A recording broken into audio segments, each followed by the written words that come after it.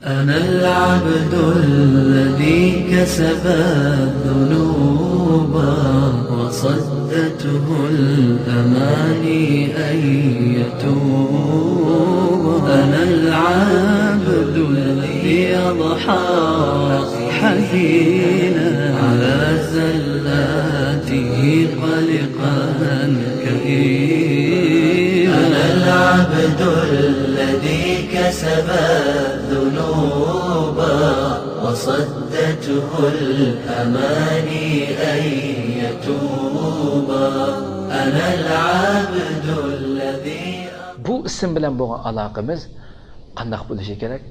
Oshkora yushirin har qanday vaqtida ichimiz teshimiz cho'qim Allohning diniga uyg'un, Allohning dinining ko'rsatmasiga loyiq ravishda bo'lishi kerakki, Rabbimizning yawma la yanfa'u malun va la banun illa man atalloha biqalbin salim degan oyati bizda amalga oshsin.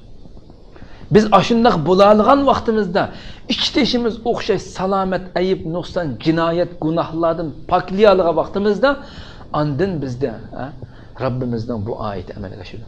Yawma la yanfa'u malu va la banun. Dunyoda yiqqan mol dunyo, bu farzand hamma narsa bekor qiladi.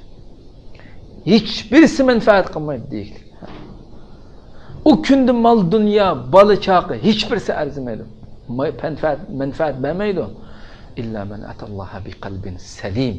Salomat bo'lgan, ayib nuqsondan, jinoyatdan pok bo'lgan, ichtishi o'xshash bo'lgan bu mu'min, Robbiga ashundaq boradigan mu'min qanday qildi qutuladi, nijotlikka erishadi.